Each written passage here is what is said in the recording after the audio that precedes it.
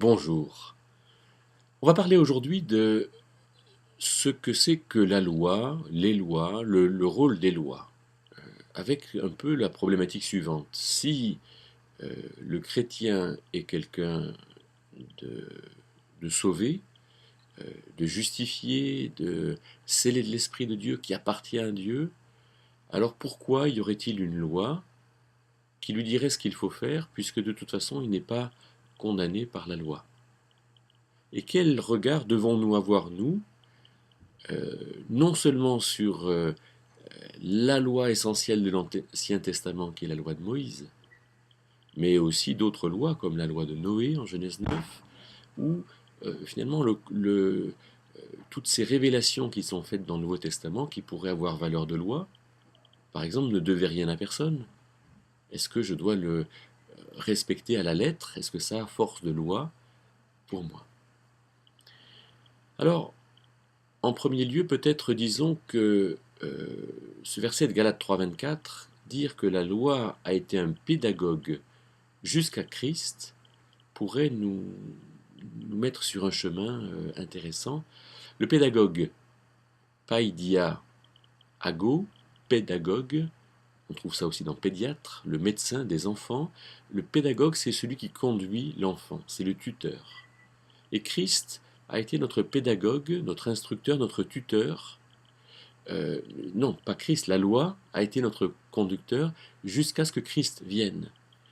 C'est-à-dire que tant que Christ n'est pas venu, il y avait des lois, et la loi, dont la loi de Moïse, qui ont été des conducteurs jusqu'à Christ, qui ont été des conducteurs dans le sens où la loi dénonçait des choses, et la loi montrait qu'il fallait attendre celui qui donnerait une réponse définitive.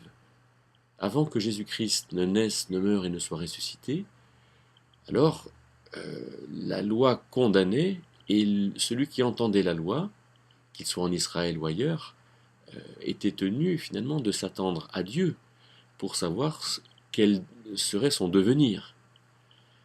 Et la loi est un conducteur jusqu'à Christ parce que elle montrait qu'il y aurait une sanction pour celui qui transgressait la loi, mais elle ne montrait pas comment Dieu ferait avec ces gens-là.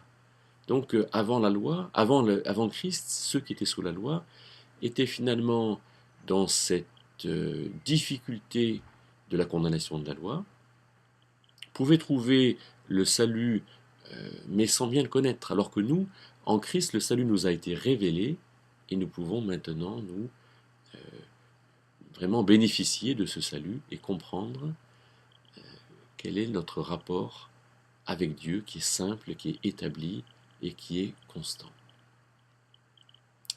Loi, que veut dire ce mot? C'est peut-être intéressant de rappeler que Pentateuque, c'est le mot grec qui veut dire 5 étuis, les 5 premiers livres de Moïse, et ils étaient rangés dans des étuis, donc ça a été appelé du temps de cette civilisation grecque le Pentateuque, mais en hébreu c'est la Torah, et Torah vient d'un mot hébreu qui veut dire indiquer. La loi, la Torah, c'est l'indication de Dieu, c'est la révélation de Dieu lui-même. C'est dire si elle est importante. Quand a été donnée la première loi? Eh bien, Adam a entendu Dieu lui dire, tu pourras manger de tous les fruits des arbres, mais de l'arbre qui est au milieu du jardin, de la connaissance du bien et du mal, tu n'en mangeras pas. Voilà une première loi. Et donc, ce n'est pas la loi de Moïse qui commence à être la loi. La première loi est donnée en Éden. Plus tard, en Genèse 9, il y a une loi qui comporte 7 règles, qui est appelée loi noachite, la loi de Noé, et qui est une loi pour les nations. De sorte que ce n'est pas seulement Israël qui a une loi. Et on peut vraiment dire que dans Genèse 9, la loi est donnée pour que l'homme puisse habiter avec l'homme. La loi, c'est quelque chose qui règle la vie sociale. La loi musulmane, c'est la charia. Eh bien, il y a des lois qui doivent régler la vie sociale, et en France, le Code civil qui a été écrit par Napoléon a réglé notre vie sociale et a été, bien sûr, amélioré, précisé, depuis.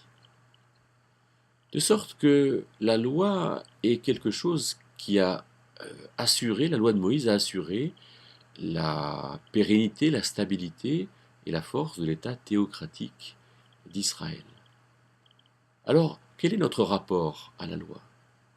Je vous propose 3 choses peut-être à retenir. La première chose, c'est qu'il y a un conflit entre la vocation collective et individuelle de la loi. Il me semble que la loi a essentiellement une vocation collective.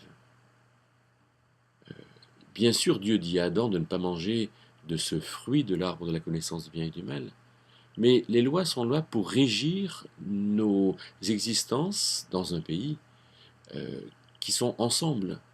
Et elles sont là pour régir nos libertés, pour régir nos potentialités. Et alors, on risque de s'attribuer individuellement ce qui relève du collectif. Par exemple, on risque d'accomplir le rite de la circoncision comme un rite individuel, alors que la circoncision est un rite qui fait entrer dans le peuple d'Israël. Et tout juif devait être circoncis comme marque de son appartenance à Israël. Dans l'Épître aux Galates, ces Gaulois qui étaient en Anatolie, en Turquie, voulaient être circoncis, alors qu'ils n'habitaient même pas en Israël. Un deuxième conflit, c'est le conflit du mérite et de la grâce. Alors ça, c'est du point de vue individuel. On se dit, si j'accomplis la loi, alors je mériterai quelque chose. Alors qu'en Dieu, tout nous est donné. Bien sûr qu'on peut être satisfait de ce qu'on fait. Mais si on se place sous une loi, alors on devient malheureux. Romains 7 nous en parle. Et une troisième chose, c'est que la loi a un rôle limité. Nous entendons avec, par exemple, Hébreux 7, verset 19, que la loi n'a jamais rien amené à la perfection. C'est-à-dire que la loi nous révèle des choses extrêmement importantes puisque Dieu nous parle. Et nous avons à les écouter. Mais la loi n'est pas ce qui nous amène à la liberté.